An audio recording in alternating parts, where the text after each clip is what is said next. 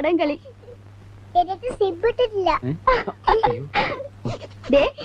അവിടെ വല്യേട്ടൻ കുളിച്ച് കുറിയും തൊട്ട് ഇരിക്കാൻ തുടങ്ങിയിട്ട് മണിക്കൂർ ഒന്നായി. ഏട്ടനും വരണുണ്ടോ? ഇതുവരെ ഒരുങ്ങിയില്ലേ? വേഗം ഇറങ്ങാൻ പറഞ്ഞു ഏട്ടൻ. രാഹുകാലത്തിന് മുമ്പ് ഇറങ്ങണമെന്ന്. ഞാൻ റെഡി. ഇത് പിടിച്ചേ. എന്താ ഊരിനെ? ഇതൊന്നും ഇടാണ്ട പോണേ. പിന്നെ ഈ കോട്ടും ഗൗണൊക്കെ ഇട്ടിട്ടാ ട്രാൻസ്പോർട്ട് ബസ്സിൽ തൂങ്ങി പോകാൻ പോണത്. ആളുകൾ വേതാളെന്ന് വിളിക്കും. ഇതൊക്കെ ഇട്ട് കാണാൻ വേണ്ടി എല്ലാവരും കാത്തിരിക്കണേ. പോകുമ്പോ മടക്കി പെട്ടിയിൽ വെച്ചോളൂ. ഇപ്പൊ ഇതൊക്കെ ഇട്ട് തന്നെ ഇറങ്ങണം. എന്നാ വാ.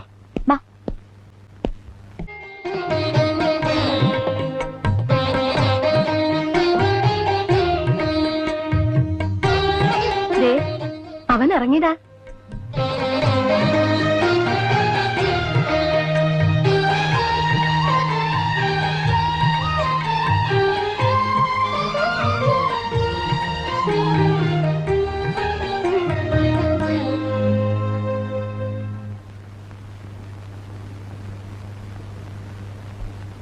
ഏട്ടാ, എന്നെ അനുഗ്രഹിക്കണം. ആദ്യം അച്ഛൻ്റെ അനുഗ്രഹം വേണം, പിന്നെ അമ്മ. എന്റെ അനുഗ്രഹം എന്നും ഉണ്ടല്ലോ നിനക്ക്. എനിക്ക് അച്ഛനും ഏട്ടനും എല്ലാം എന്റെ ഏട്ടനാണ്. അനുഗ്രഹിക്കണം.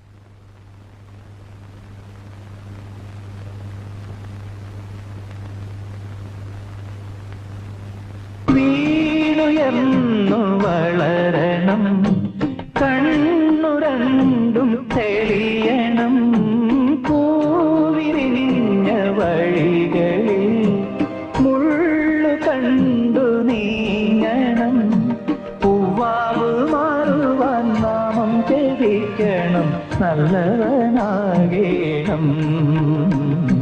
താമര കണ്ണനുറങ്ങീണം, കണ്ണും പൂട്ടിയുറങ്ങീണം. താമര കണ്ണനുറങ്ങീണം, കണ്ണും പൂട്ടിയുറങ്ങീണം. അച്ഛന് തുണയായി വളരേണം, അമ്മയ്ക്ക് തണലായി മാറേണം. അമ്പിളി മാമന്റെ കൊമ്പില്ല കൊമ്പനെ കയ്യിലെടുക്കേണം. താമര കണ്ണനുറങ്ങേണം, കണ്ണും പൂട്ടിയുറങ്ങേണം.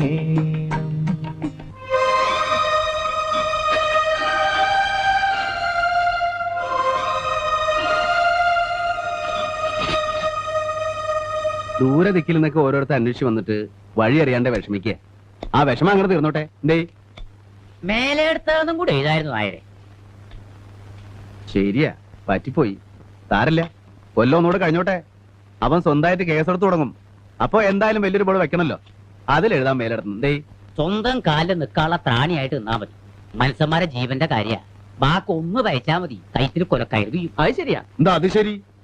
നിങ്ങളൊക്കെ എന്താ കരുതി എന്റെ അനിയനെ പറ്റി? തേലിട്ടേക്കാ 5-8 മാസല്ലേ ആയുള്ളൂ. കോടതിയിൽ ജഡ്ജിയുടെ മുഖത്തോക്കി മൂപ്പരച്ചില കാച്ച് കേൾക്കേണ്ടതാ. എന്റെ അനിയനായതുകൊണ്ട് പറയണതല്ല. എന്നാൾ ഞാൻ കണ്ടുപിടിച്ചു. വലിയ ഏതോ കേസിന്റെ വാദം നടക്കുക.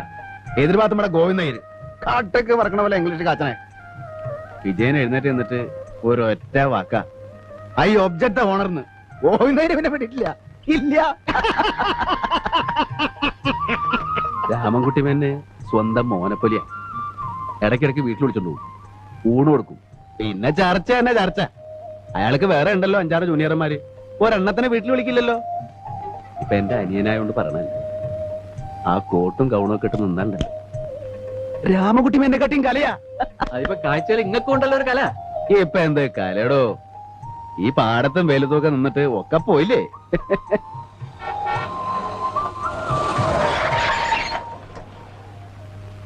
ഈ വിജയകുമാരനാരുടെ വീട്? ആ ഇതന്നെ. ഈ വഴി നേരെ അങ്ങോട്ട് ചെല്ലണം, മേലടത്തേക്കാ. അഡ്വക്കേറ്റ് വിജയകുമാരനാരുടെ വീട്? അതന്നെ, മേലെടുത്ത വിജയകുമാരനാര് തന്നെ. ദാ ബോർഡ് വായിച്ചു നോക്ക്. നേരെ അങ്ങോട്ട് പോയാ മതി. അല്ലെങ്കിൽ വേണ്ട, ഞാനും വരാം. വഴി തെറ്റണ്ട.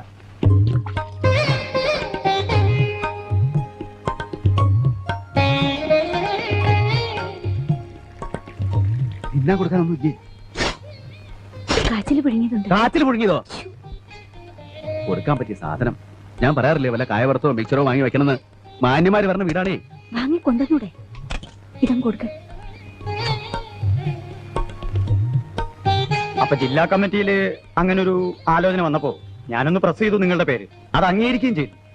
പഠിക്കുന്ന കാലത്ത് ഒരു രസത്തിന് എന്തൊക്കെയോ ചെയ്തു എന്നല്ലാതെ എനിക്ക് പാർട്ടിയുമായി ഒരു ബന്ധവുമില്ല. ബന്ധപ്പെട്ട മതിയല്ലോ. പാർട്ടിയുടെ വക്കീലാവെന്ന് പറഞ്ഞാൽ അറിയാലോ, ഒരു ഭാഗ്യ. പാർട്ടിയുടെ കേസുകള്, അനുഭാവികളുടെ കേസുകള്, പത്രങ്ങളിലും മാധ്യമങ്ങളിലും മറ്റും കിട്ടുന്ന പ്രാധാന്യം, സർവോപരി ഒരു ദേശീയ പാർട്ടിയുടെ പിൻബലം, പിന്നെ മിടുക്കുണ്ടെങ്കിൽ പാർട്ടിയുടെ ഉന്നതമായ സ്ഥാനങ്ങൾക്ക് വരാനും പറ്റും. മനസ്സിലായോ? മനസ്സിലായി. പക്ഷെ നിങ്ങളുടെ പാർട്ടിയുടെ കേസോ പാർട്ടിയുടെ പിൻബലമോ ഒന്നും എനിക്ക് താല്പര്യമില്ല. നിങ്ങൾ വേറെ ആളെ നോക്കണം. എനിക്ക് വയ്യ. വക്കീൽ സാറേ, കേറി വരുന്ന മഹാലക്ഷ്മി ആട്ടി ഇറക്കരുത്. പാർട്ടിയുടെ വക്കീലായാൽ കാശിന്റെ കൊള്ളയാ. ഇവിടെ ഏറ്റവും അധികം ക്രിമിനൽ കേസ് ഉള്ളത് ഞങ്ങളുടെ പാർട്ടിക്കാ, അതറിയോ? അപ്പോ ക്രിമിനൽസ് ധാരാളം ഉണ്ടെന്ന് അർത്ഥം. അപ്പോ നിങ്ങൾക്ക് താല്പര്യമില്ല അല്ലേ? പറഞ്ഞല്ലോ, തീരെ താല്പര്യമില്ല. ആദ്യമായിട്ടാണ് ഒരു വക്കീൽ മുഖത്തടിച്ച പോലെ ഇങ്ങനെ പറയണത്. വാടോ. ഞങ്ങളൊന്ന് ആലോചിച്ചിട്ട് പറയാം. ആലോചിക്കാനൊന്നുമില്ല, എനിക്ക് ആവശ്യമില്ല. വിജയകുമാരൻ നായരെ, നാളെ നിങ്ങൾ ഇതിനു വേണ്ടി ദുഃഖിക്കേണ്ടി വരും. ഓ നാളെ ദുഃഖിച്ചോളാം. ചെല്ല്. സാറന്മാരെ ഒന്നും വിചാരിക്കരുത്. എഞ്ചി കണ്ടിട്ട് ആരോ ഈ തുള്ളണേ? മിസ്റ്റർ, സൂക്ഷിച്ച് സംസാരിക്കണം.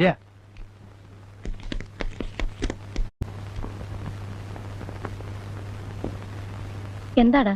ഒന്നുമില്ല. എന്തിനാ അവര് വന്നത്? ഒന്നും ഇല്ലാന്ന് പറഞ്ഞില്ലേ? അവര് വലിയ നേതാക്കന്മാരാണ് അമ്മേ.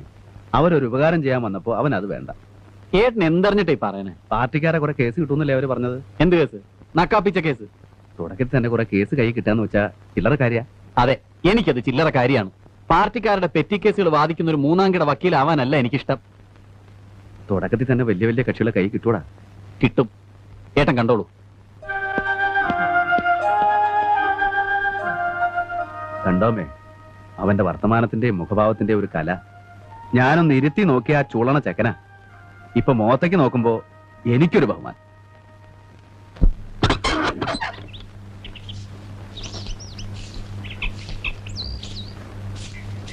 ആയി, എന്താ ഇത്? പറഞ്ഞ പോലെ സിഗരറ്റ് വലിയും തുടങ്ങിയോ? ഇതിനൊക്കെ ഏട്ടൻ കാശ് തരുന്നുണ്ടല്ലോ ഈശ്വരാ. ഒരു പൊതി ബീഡി വാങ്ങാൻ കാശ് തരണമെങ്കിലേ ഇറക്കണം, എന്നിട്ടല്ലേ സിഗരറ്റ്. ഇതാ ചെക്കൻ തന്നാടി. ഏത് ചെക്കൻ? ഇവിടെ കടമ്പാട്ടെ സരോജന മോല്ലേ, മൂന്നൻ. ആ വന്നിട്ടുണ്ട്. ഇങ്ങനെ എപ്പോഴും തരാൻ ഓരോരുത്തരുണ്ടാവൂലോ. ആ ചെക്കൻ കിഴക്കങ്ങാണ്ടൊരു നാട്ടിലല്ലേടാ ഇപ്പൊ? അതെ, കോയിന്നൂരം പൊള്ളാച്ചിക്ക് അടുത്താ. അവന് തരക്കേടില്ലാത്തൊരു നിലയാ. 8-10 ഏക്കർ സ്ഥലവും ഒരു വീടൊക്കെ ഉണ്ട് അവിടെ. അവൻ കല്യാണമൊക്കെ കഴിഞ്ഞ് കുടുംബമായിട്ടാ കഴിയണേ? ആലോചന നടക്കുന്നുണ്ട്. ഞാൻ വെറുതെ ആലോചിച്ചു നമ്മുടെ സുധയുടെ കാര്യം. എനിക്ക് ഈ തറവാട് മഹിമയൊന്നും വേണ്ട. നമ്മുടെ ദിവാകരനെ പോലെ ഒന്നിനും കൊള്ളാത്തവനായിട്ട് എന്താ കാര്യം? അവന് മോഹമുണ്ടെന്ന് എനിക്ക് തോന്നി. തുറന്നു ചോദിക്കാൻ ഒരു പേടി. ഇവിടുത്തെ ഉപ്പും കഞ്ഞും കുറെ തിന്നിട്ടുണ്ടല്ലോ. നമുക്കൊന്ന് ആലോചിച്ചാലോ ഓപ്പോളെ? തെറ്റൊന്നുമില്ല. രാഘവനോടൊന്ന് പറയുന്നേ. ഞാൻ പറയണോ? അല്ലെങ്കിൽ ഓപ്പോൾ എന്നെ പറഞ്ഞാ പോരെ? നല്ല നേരം നോക്കി നീ തന്നെ പറഞ്ഞാ മതി. ഓ, ഞാൻ പറയാം, ഇപ്പൊ തന്നെ പറയാം. ഞാനെന്തിനാ പേടിക്കണേന്ന്? ഡേ, ചില നേരത്തൊക്കെ എന്നെ തട്ടിക്കേറിയെങ്കിലും കാര്യമായിട്ടൊരു കാര്യം ഞാൻ പറഞ്ഞു. പൂച്ചയാണ് പൂച്ച.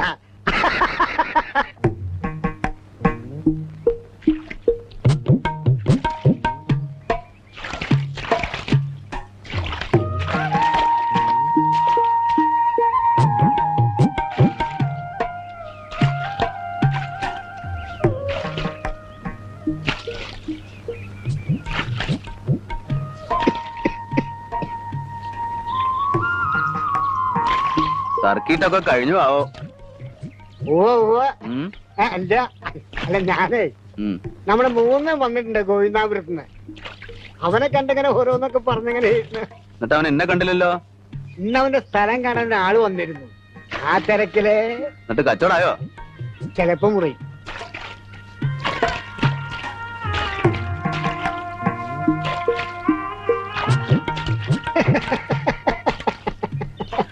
ഇതിനാ വിളിക്കണേ?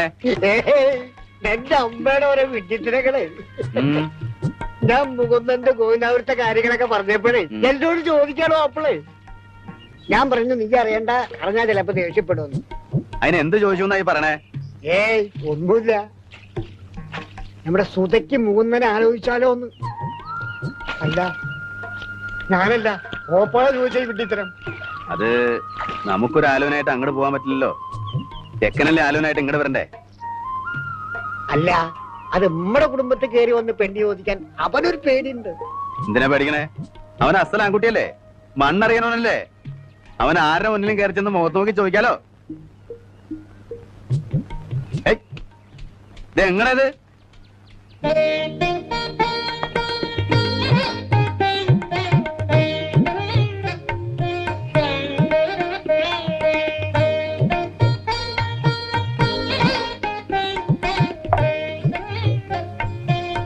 അപ്പൊ ഞങ്ങളുടെ പെൺകുട്ടിയെ കണ്ടിട്ട് ബോധ്യമായല്ലോ. ഞാൻ കാണാത്ത കുട്ടിയൊന്നല്ലല്ലോ. ഇങ്ങനെ ഒരു ചടങ്ങിന് എന്നെ ആവശ്യമില്ല. രാഘവേട്ടനോട് നേരിട്ട് പറയാനൊരു ബുദ്ധിമുട്ടുണ്ടായിരുന്നു. ചോദിച്ചിട്ട് അവതായി പോയാ എനിക്ക് നാളെ വീട്ടിൽ വരേണ്ടതാണേ. എന്റെ അമ്മാമ്മയുടെ വീട്ടിൽ പോലും എനിക്ക് ഇവിടെ കിട്ടുന്ന സ്നേഹവും സ്വാതന്ത്ര്യവും ഇല്ല. അത് ഇല്ലാണ്ടാവുമെന്നായിരുന്നു എന്റെ പേടി. അമ്മാമ സഹകരിക്കുമല്ലോ അല്ലേ? സഹകരിക്കായിരുന്നിട്ട് എന്താ കാര്യം? ഞാൻ അമ്മാമ്മയുടെ വീട്ടിലെ പണിക്കാരനായി നിന്നിരുന്നെങ്കിൽ ഇന്നും എന്നോട് സ്നേഹം ഉണ്ടായേനെ. എന്നെ ചീത്ത പറഞ്ഞ് ഈ നാട്ടിൽ നിന്ന് ഓടിച്ചത് ഈ രാഘവേട്ടനാ. പിന്നെ കോളേജിലൊക്കെ പോയ ഒരു ആൺകുട്ടി സ്വന്തം വഴി നോക്കാണ്ട് അമ്മാമ്മയുടെ വീട്ടിലെ കന്നിനെ നോക്കി നടന്ന ചീത്ത പറയാണ്ടിരിക്കണ എങ്ങനെയാ? ഇക്കാര്യം അമ്മാമയോട് പറഞ്ഞോ? ഇല്ല, അടുത്ത വരവിന് പറയാം. എന്നിട്ട് ഞാൻ അമ്മാമയെ ഇങ്ങോട്ട് അയക്കാം. എല്ലാം അതിന്റെ ചിട്ടവളത്തിനായിക്കോട്ടെ. എന്നാ പോണേ? ഇന്ന് പോണം.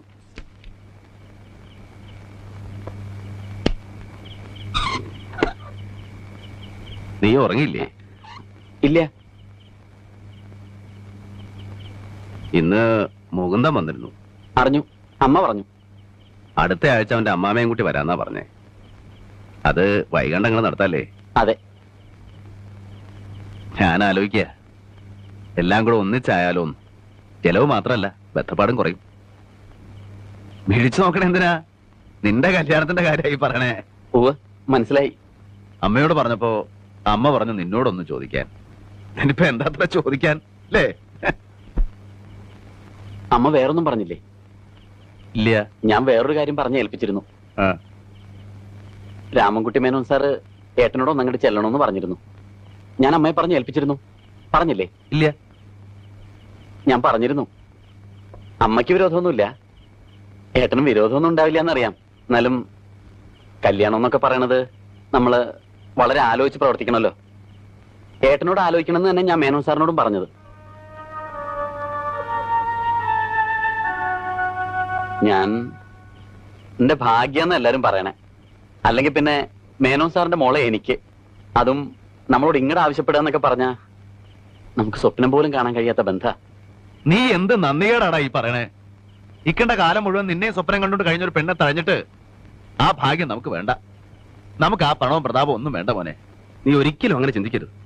ചിന്തിക്കരുതെന്നൊക്കെ പറഞ്ഞ എന്റെ ലൈഫിന്റെ പ്രശ്ന. ഏട്ടൻ അത് ആലോചിക്കണം. ലൈഫ്, ഈ ലൈഫൊക്കെ നിനക്ക് എങ്ങനെയാണ് ഉണ്ടായത്? ആ തന്തയുടെ മോളെ വസ്തു വിറ്റ പണമില്ലായിരുന്നെങ്കിൽ ഞാനും നീയൊന്നും ഈ സ്ഥാനത്തില്ല. എന്ത് കൊടുത്ത് വീട്ടുകൂടെ ആ കടം?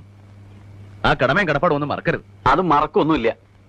എന്ന് വെച്ച് എന്റെ ഭാവി എനിക്ക് നോക്കണ്ടേ? പണ്ട് ചെറുപ്പത്തില് കളിയായിട്ട് എന്തൊക്കെ പറഞ്ഞു എന്നല്ലാതെ വേറെ അങ്ങനെ ഒരു വാക്കൊന്നും ഇല്ലല്ലോ. വാക്കില്ല. എന്തിനാടാ വാക്ക്?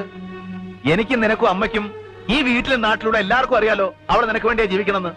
പിന്നെ അതിനിപ്പോ വാക്കുടമ്പടിയൊക്കെ വേണം. ശരിയായിരിക്കാം, ചെറുപ്പത്തിൽ അങ്ങനെ പലതും പറഞ്ഞിട്ടുണ്ടാവും.